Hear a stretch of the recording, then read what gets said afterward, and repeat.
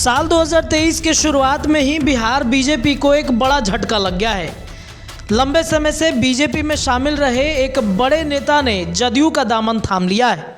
जदयू का दामन थामते ही जदयू अब बड़ी मजबूती के साथ बिहार में उतरने को तैयार हो गई है। खरमास का महीना बीतते ही राजनीति पार्टियों में तोड़फोड़ शुरू हो गई है। शुरुआत जदयू से हुई है। जदयू ने बीजेपी के पूर्व उपाध्यक्ष और मीडिया इंचार्ज राजीव रंजन को अपने पाले में मिला लिया है। हालांकि राजीव रंजन पहले भी जदयू के से विधायक रह चुके हैं। मुख्यमंत्री नीतीश कुमार के काफ़ी नज़दीकी बताए जाते हैं। जदयू ज्वाइन करने पर राजीव रंजन ने कहा कि नीतीश कुमार को छोड़ना मेरी गलती थी। यह भी आरोप लगाया कि बीजेपी अपने नीतियों से भटक गई है। यदि सरकार बेहतर काम कर रही है तो उनका साथ देना चाहिए। दरअसल पिछले दिनों राजीव रंजन बीजेपी को शराबबंदी पर बेवजह हंगामा करने का आरोप लगाकर बीजेपी से त्यागपत्र दे दिया था। राष्ट्रीय अध्यक्ष ललन सिंह ने राजीव रंजन को जदयू की सदस्यता दिलाई। ललन सिंह ने कहा कि आप कहां भगवा में चले गए थे, आपको हम जदयू में ला रहे हैं। राजीव रंजन रास्ता भटक गए थे। उन्होंने कहा कि वे बड़का झूठा पार्टी में चले गए।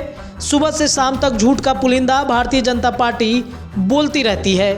भारतीय जनता पार्टी पर हमला करते हुए ललन सिंह ने कहा कि भारतीय जनता पार्टी के पास किसी नेता में साहस नहीं कि वह जनता को बताए कि 8 साल में उन्होंने कौन कौन से काम किया है।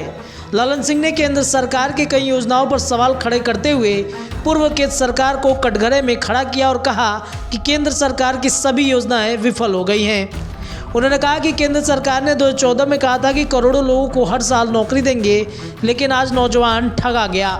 आज हर 10,000 की नौकरी करने के लिए प्रदेश से बाहर जा रहा है। उन्होंने कहा कि सुबह से शाम तक धार्मिक उन्माद फैलाने की कोशिश लगातार की जा रही है। इससे ज़्यादा उन लोगों को कोई काम नहीं है। उन्होंने कहा कि नीतीश कुमार ने जो हिम्मत दिखाई, क्या नरेंद्र मोदी में वैसी हिम्मत है, जिसमें उन्होंने कहा कि हम बिजली नहीं देंगे तो वोट नहीं मांगेंगे। वहीं रामचरितमानस पर शिक्षा मंत्री द्वारा दिए गए बयान के जदयू के राष्ट्रीय अध्यक्ष ललन सिंह ने कहा कि गठबंधन का मतलब ये नहीं कि हम उन पार्टी पर नियंत्रण रखें। हमने अपना स्टैंड क्लियर कर दिया। उस पार्टी को अपना नेतृत्व है, उनकी पार्टी फैसला लेगी। जदयू सभी धर्म और सभी के भावनाओं का सम्मान करती है। राजद का आला कमान पूरे मामले पर फैसला लेने के लिए सक्षम है।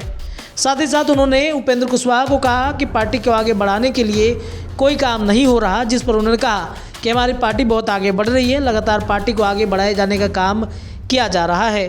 तो इस प्रकार से बीजेपी को साल के शुरुआत होते के साथ खरमास उतरने के साथ ही एक बहुत बड़ा झटका लग गया है और जदयू के पूर्व उपाध्यक्ष रहे जो है वो शामिल हो चुके हैं और जदयू को मजबूती के साथ खड़ा करने की लगातार बातचीत कर रहे हैं।